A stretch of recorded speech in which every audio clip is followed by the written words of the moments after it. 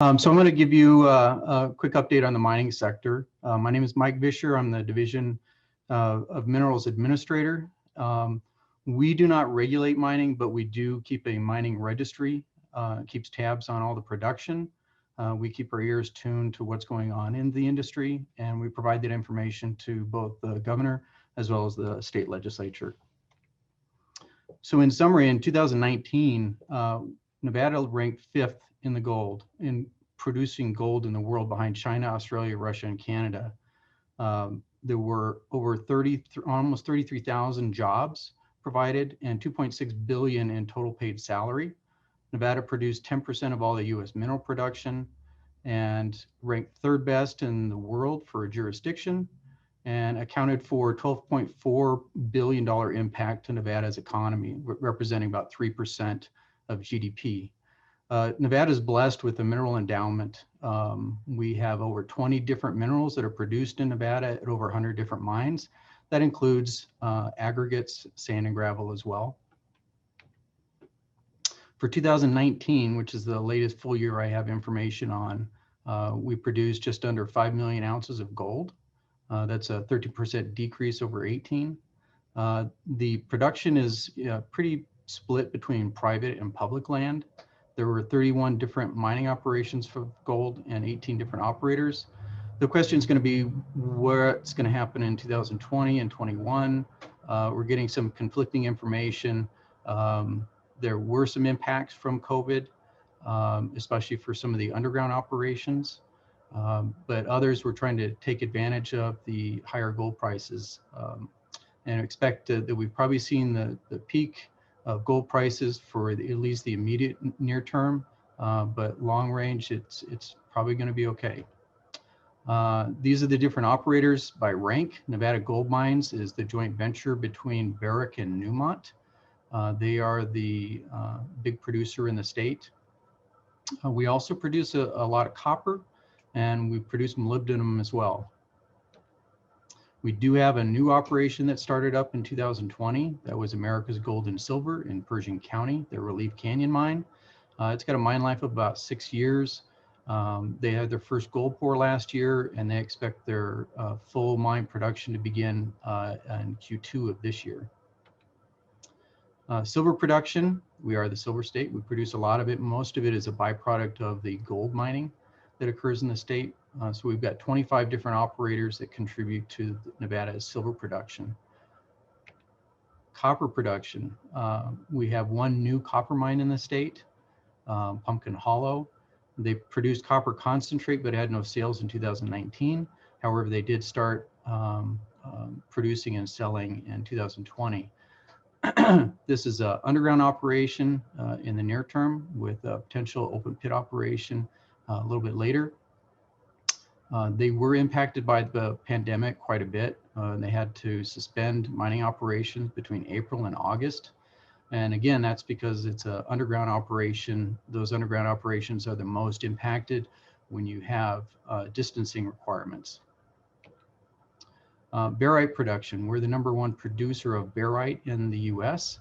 It's largely tied to the price of oil, as its #1 use is in weighting of drilling muds. But it's also used in weight applications. It's the weighting element in bowling balls, for example. Limestone production is tied to the construction industry, whether it's for the manufacture of cement or for aggregate. So as the construction industry goes, so does the limestone production, which is a significant amount. Gypsum is also something that's tied to construction in the state, being the #1 use is for sheetrock. So residential construction where you have wallboard or sheetrock, that's coming from the gypsum in the state. Other industrial minerals that we produce in the state, lithium carbonate. I'll talk a little bit more about that here shortly. The gypsum, silica sand, magnesite, diatomite, salt perlite.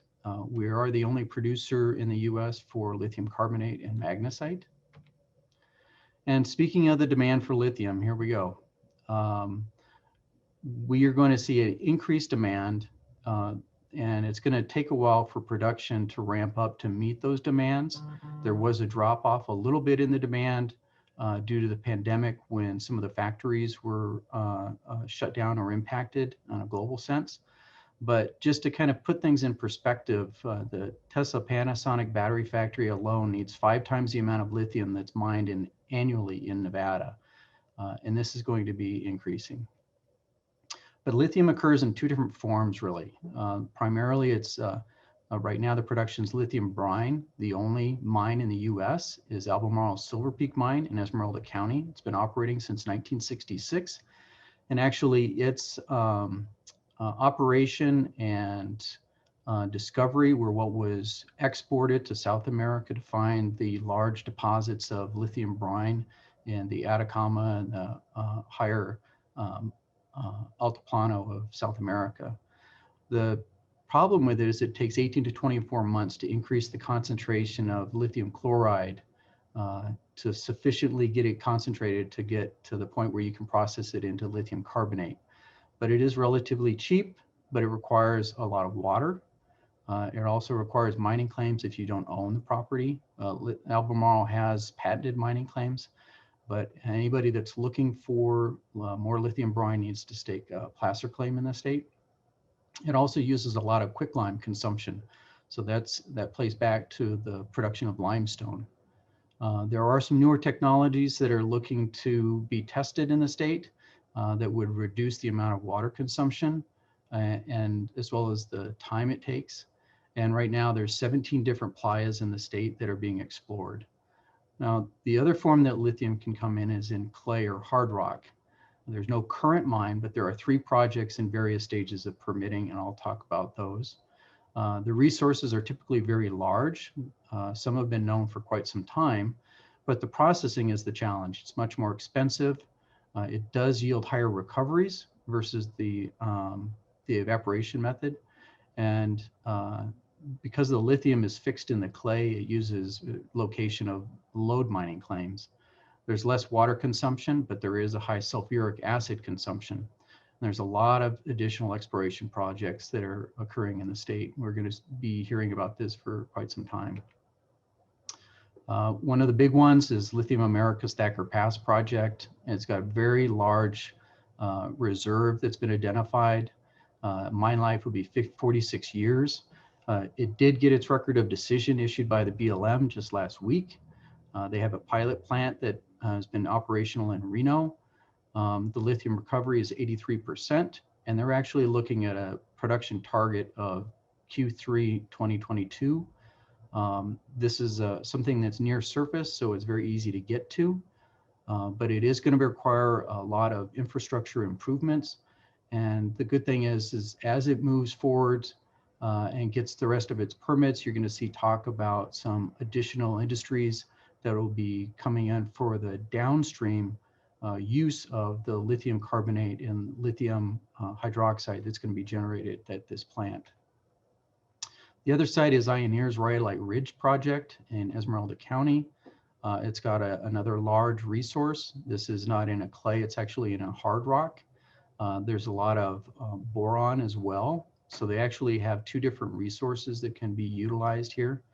They're moving forward with their permitting and proposals in the plants. Another big impact to a small county like Esmeralda County. American Lithium, this is in Nye County, just outside of Tonopah, another very large resource. They've got their metallurgical testing completed. They're now doing their preliminary economic analysis to move forward.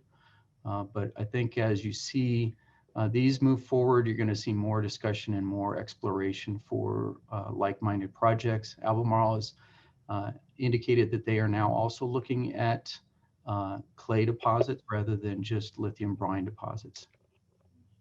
It all starts with mining claims. Mining in Nevada starts with a mining claim. These are usually located on public lands, and the public land is about 85% of what is in Nevada, managed by some federal entity or another. Most of these are on BLM managed lands. And as of just last month, there were 208,000 active mining claims in the year. That's an increase of 1.7% from October of the year before. The mining claims in Nevada account for 50% of all U.S. mining claims. The claims are about 20 acres in size, and it costs $165 to pay or to keep that claim by paying to the BLM, and about $12 a claim to the county. That amounts to $34 million to the BLM and $2.6 million that's paid to Nevada counties. This is a track of the mining claims by year since 2015. The blue bars are the mining claims, and then we've got the placer claims that we infer to be for lithium brine, and that's the black line moving forward, and you can see how that's trended. It has gone down a little bit in the last couple of years, but we expect that to probably be fairly steady for the next few years.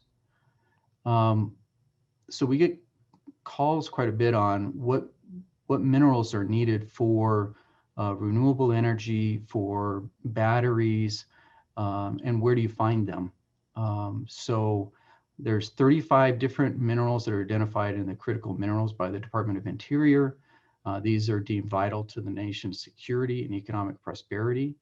We're very fortunate again, Nevada has 20 of those 35 critical minerals. We've got on the lower right-hand side of the slide, these are mining districts, historic mining districts with known occurrences of these critical minerals. And right now there's a lot of exploration for cobalt, graphite, rare earth elements, tungsten, and vanadium in the state. Geothermal development, it is considered a mineral in Nevada. And so this is the activity, you see more of that occurring as well. And with the push towards a higher percentage of renewable portfolio standards, we expect to see more of these projects coming on board. As of the beginning of this year, there were 455 permitted commercial and industrial wells in the state. The production for energy has gone up quite a bit. It was 12% higher in 2019 than 2018. And you can see that in the bar graph on the left. We are a producer of oil, just not a lot. There are 10 active oil fields in the state. There are a lot of leases. There's not a lot of drilling. There is one oil refinery in the state. Most of it is used to generate asphaltic grade oil. And we rank about 25th or 6th in the US for oil production. Our peak production years were in the 80s. So what are some of the trends and predictions? We're going to see more underground mining, I think, as it continues. But the cost to mine underground is higher, so it requires higher grades. But there are a lot of resources that are continuing to be found underground. It takes longer to identify and convert those into a resource to move forward on those. But again, Nevada is just very blessed with a very large resource for gold. Copper is increasing, and we're limited by the amount of smelting in the country and refining capacity. Otherwise, there would be more copper mining in the US. And it's interesting to know that the electric vehicles that are increasingly popular require 5 to 8 times more copper than a conventional gas vehicle. So we're going to see more and more use of copper, more demand for copper. It's really, where's it going to come from? The industrial mineral production in Nevada is likely to increase. It's a little bit easier to put these into operation than in other Western states. So you're going to see more of that coming on. The updates and increased expenditures with the infrastructure in Nevada will reap dividends. As a lot of the industrial minerals, their main cost is in the transportation to market and production. So anything that decreases that cost, be it rail or shorter distances on highways, will help out those mine sites. We do see an increase in the number of projects that are being permitted, largely because of the increased gold price, but also in demand for commodities needed for renewable energy and batteries. Again, cobalt, lithium, nickel, vanadium, and zinc. I think this bodes well for the state. And if one or more of the lithium clay projects progresses, Nevada is going to produce greater than 10% of the world's production. That would then create new opportunities for vertical integration with the cathode plant being built in Nevada. I think we're going to see more talk about this, especially with the Thacker Pass project moving forward, and that's going to be an exciting thing.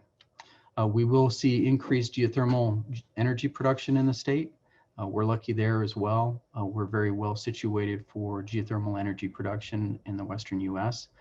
And then something that you're going to be hearing more and more is this investor interest in the value of environmental, social, and corporate governance. So where does the commodity come from? How is it mined? And is the company doing it in a responsible manner? And there's going to be more emphasis on that. And there may even be opportunities for blockchain to be used to keep track of the production, where it initiates, where it goes, and being able to actually know where the gold in your cell phone came from, where the cobalt in your cell phone came from. I think we're going to see more of that of interest to the everyday consumer, and there'll be more use of that in marketing as well. We have a lot of information on our website. We consider ourselves to be kind of the providers of mining information for the state.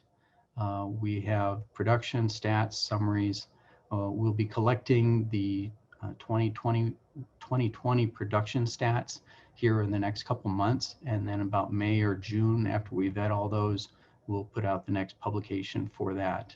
But we also have an open data site that has educational videos. Since the pandemic, our staff, which normally would be out teaching earth science activities to classrooms, K through 12 classrooms, has created up 17, I think now, social or distance learning educational videos that are available on our YouTube channel and our open data site. So those have been really well received. And then anything having anything to do with mining in Nevada, we have dedicated pages to those on our website as well. And that concludes my presentation. Thank you very much.